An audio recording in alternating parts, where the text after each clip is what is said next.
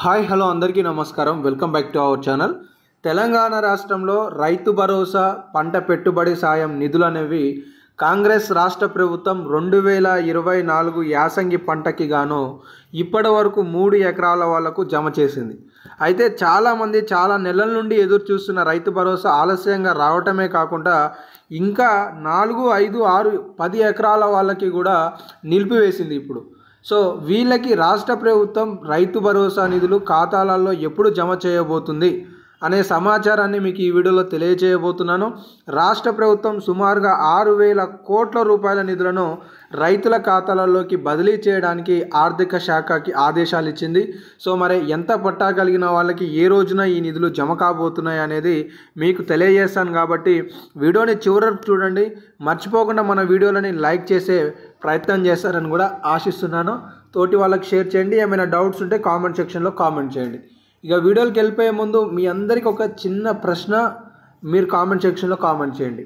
తెలంగాణ రాష్ట్రంలో పంట పెట్టుబడి సాయం అది రైతు బంధు కేసీఆర్ గారు మంచిగా ఇచ్చారా, లేదంటే రేవంత్ రెడ్డి గారు మంచిగా ఇస్తున్నారా రైతు భరోసా? మీ అభిప్రాయాన్ని తెలియజేసే ప్రయత్నం చేయండి.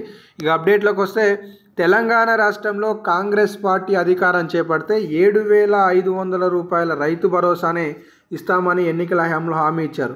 కానీ మొన్న జనవరి నెలలో 6,000 రూపాయల రైతు భరోసాని ప్రభుత్వం ప్రారంభిస్తూ మొదటి విడత కింద 577 గ్రామాలను ఎంపిక చేసుకొని వాళ్ళకి 568 కోట్ల రూపాయల మేర సుమారుగా విడుదల చేశారు.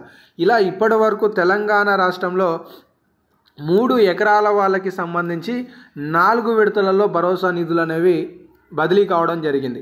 ఒకటి ఫిబ్రవరి 5వ తారీఖు నాడు 1 ఎకరం రైతుల ఖాతాలలోకి బదిలీ అయితే, ఫిబ్రవరి 10వ తారీఖు నాడు 2 ఎకరాల రైతుల ఖాతాలలోకి బదిలీ అయ్యాయి.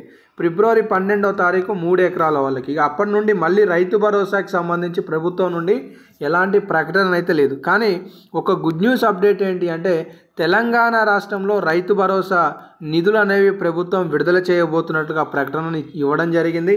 ఈ మార్చి 31వ తారీఖు కల్లా తెలంగాణ రాష్ట్రంలో ఇప్పటివరకు 3 ఎకరాల వాళ్ళకే 3,487 కోట్లను విడుదల చేశాం. మిగతా వారికి కూడా ఈ మార్చి 31లోగా మొత్తం అంచనా వేసిన 9,660 కోట్ల రూపాయల నిధులను జమ చేయబోతున్నట్లుగా ఆర్థిక శాఖ మంత్రులు డిప్యూటీ సీఎం బట్టి విక్రమార్క గారు ఒక స్టేట్మెంట్ ఇవ్వడంతో కాకుండా, తాజాగా సీఎం రేవంత్ రెడ్డి గారు కూడా రైతు భరోసా విషయంలో నిధులను జమ చేయబోతున్నామనే ప్రకటనని చేయడం జరిగింది. అయితే మనకున్న సమాచారం ప్రకారం రేపు 10వ తారీఖు సోమవారం నాడు 4, 5, 6 ఎకరాల వాళ్ళకి సంబంధించిన భరోసా నిధులను ప్రభుత్వం విడుదల చేయబోతుందనే విశ్వసనీయ సమాచారం తెలుస్తుంది.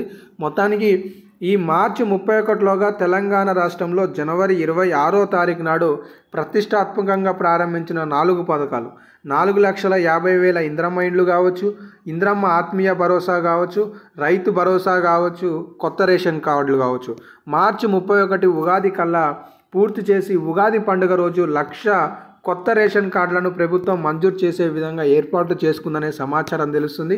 ఇక కొత్త బడ్జెట్లో కూడా 2,500 రూపాయల మహాలక్ష్మి, 4,016 రూపాయల ఆసరా చేయుత పథకం, వీటికి కూడా నిధుల కేటాయింపు చేసి రానున్న రోజులలో ప్రభుత్వం ఈ ఆసరా పెన్షన్లను, కొత్త మహాలక్ష్మి పథకాలను కూడా ప్రారంభించే విధంగా చర్యలు చేపడుతుందనే సమాచారం చూసుకోవచ్చు.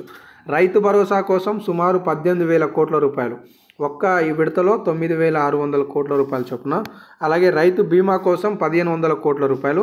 ఇక్కడ 6 గ్యారెంటీల్లో భాగంగా చేయూత పథకం, మహాలక్ష్మి పథకాలకు 2,500 రూపాయల నిధులను ఇచ్చే విధంగా ప్రభుత్వం ఉన్నది అనేది కూడా స్పష్టంగా చూసుకోవచ్చు అనమాట. సో ఇవైతే అప్డేట్స్ ఉన్నాయి తెలంగాణ రాష్ట్రంలో ఆసరా పెన్షన్లకి సంబంధించి. ఇంకేమైనా అప్డేట్స్ ఉంటే తదుపరి వీడియోలలో మీకు సమాచారం తెలియజేస్తాను. కాబట్టి మిస్ కావద్దు అనుకుంటే సబ్స్క్రైబ్ చేసుకొని ఫాలో అవుతుండండి. ధన్యవాదాలు.